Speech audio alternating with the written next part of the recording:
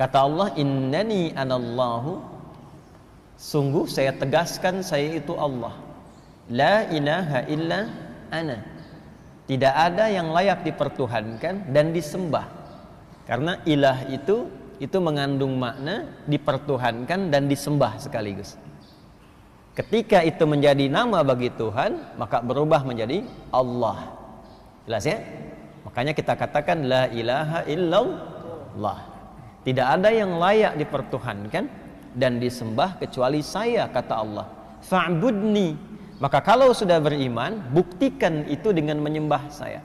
Bagaimana caranya? Teruskan ayatnya. Wa aqimis salata lidzikri. Tunaikan salat sebagai pembuktian untuk mengingatku, menyembah kepada Allah Subhanahu wa taala. Risalah itu terus berlangsung dari sebelum, bahkan Nabi Isa juga demikian. Nabi Isa salat. Yesus Mesias salat. Di Quran surah ke-19 Maryam di ayat ke-33. Wa ja'alani mubarakan aynama kuntu wa awsani bis salah. Allah memberkahi aku di setiap keadaan, di setiap tempat dan waktu, dan mewasiatkan, memberikan pesan kepadaku untuk salat. Jadi Nabi Isa salat untuk membuktikan keimanannya, kehambaannya terhadap Allah Subhanahu wa taala. Jadi salat itu sekaligus selain sebagai pembuktian iman, juga pembuktian sebagai hamba, dan tidak naik status di atas hamba, tetap hamba. Karena itu Rasulullah sallallahu alaihi wasallam ketika akan menerima perintah salat, status kehambaannya disebutkan dengan jelas. Itu di surah ke-17 Al-Isra di ayat yang pertama itu. Subhanalladzi asra bi'abdihi. Bukan birasulihi, bukan binabiyihi, tapi bi'abdihi, untuk menegaskan bahwa risalah salat itu sebagai hadiah terbesar nanti dari proses Isra Mi'raj itu adalah pembuktian dari penghambaan seorang hamba kepada Allah Subhanahu wa taala. Jadi kita bersyukur dalam kehidupan ini bila masih mampu menunaikan salat. Alhamdulillah. Artinya komitmen keyakinan kita, keberimanan kita kepada Allah Subhanahu wa taala kita telah wujudkan, dan perwujudan pertama kali itu melalui salat. Sekaligus ibadah salat yang ditunaikan itu semakin sering ditunaikan, itu mengonfirmasi peningkatan iman. Rumus dalam Al-Quran pertama kali, kalau imannya ingin terus ditingkatkan, maka salatnya diperbanyak. Salatnya diperbanyak. Karena itu nanti di Al-Baqarah ayat 3 itu kalimat imannya menggunakan fi'il mudhari dan bentuknya jama'. Alladzina yu'minuna. Alladzina disebutkan 1080 kali dalam Al-Quran. Itu menunjuk makna umum yang luas. Jadi bisa mencakup laki-laki, perempuan, tua, muda, besar, kecil, dan melampaui sekat-sekat sosial. Jadi siapapun. Jadi tawaran untuk beriman itu untuk semua hamba. Itu buktinya rahman Allah. Semua diberi kesempatan untuk beriman. Hanya persoalannya tawaran itu mau diambil atau tidak, itu problemnya. Jadi Allah memberi kesempatan pada setiap hamba itu untuk beriman. Kalau di sini diberikan misalnya snack, ya, misal saja. Lalu setelah kajian diberikan snack. Semua mendapatkan bagiannya. Tapi ada yang tidak mau ngambil. Begitu tidak diambil sampai depan dia lapar. Saking laparnya kemudian pingsan. Pertanyaannya, yang salah panitianya atau jamaahnya? Jamaahnya. Karena panitia sudah menawarkan, yang bersangkutan tidak mengambil. Jadi kalau ada yang tidak beriman, jangan salahkan Allahnya. Karena konsep dasarnya semua diberikan kesempatan yang sama. Cuma manusianya yang tidak mau ngambil. Fir'aun kan se-Fir'aun-Fir'aunnya. Ngaku Tuhan, hobi bunuh orang, perbuatannya zalim, masih dikirimkan 2 orang nabi kan, Musa dan Harun, dan diperintahkan berdakwah dengan lembut. Itu se-Fir'aun-Fir'aunnya. Karena itu konsep pemberian hidayah itu terbuka untuk semua, tinggal kita mau ngambil atau tidak. Itu yang dimaksud di Quran surah ke-29 Al-Ankabut itu, di ayat yang terakhir itu. Walladzina jahadu fina lanahdiyannahum subulana. Orang-orang yang serius mengambil hidayah yang telah kami tebarkan itu. Jadi pancaran hidayah itu seperti sinyal yang ditebarkan. Tinggal kita mau mengambilnya atau tidak.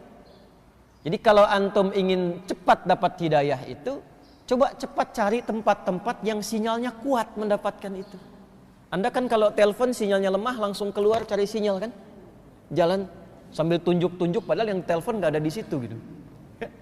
Ini sinyalnya nggak ada nih gitu kan? Tapi Anda cari-cari supaya sinyalnya penuh lagi.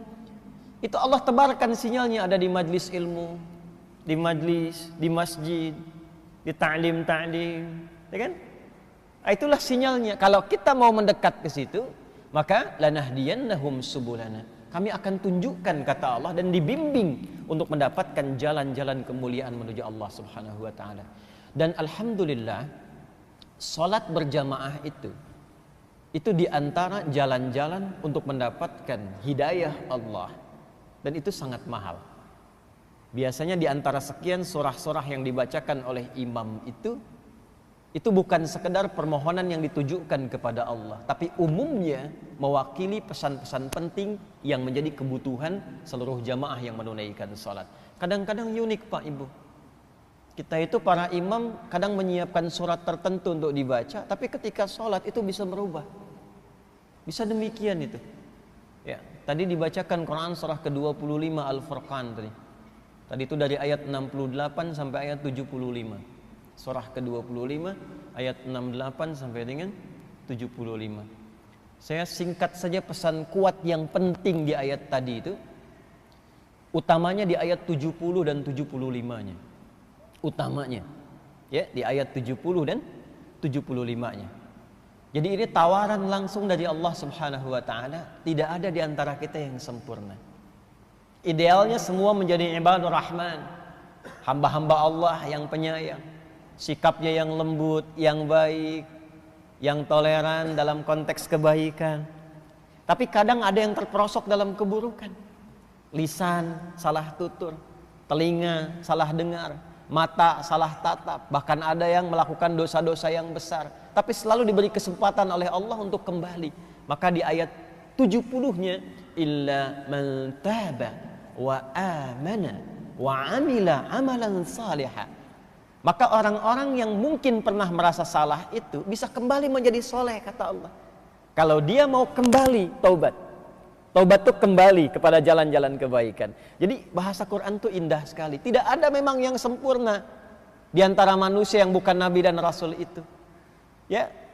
Tapi kemuliaan manusia itu, hamba yang salah itu terletak kepada keinginan kuatnya untuk selalu berusaha menjadi soleh. Jadi yang dituntut dari kita itu usahanya.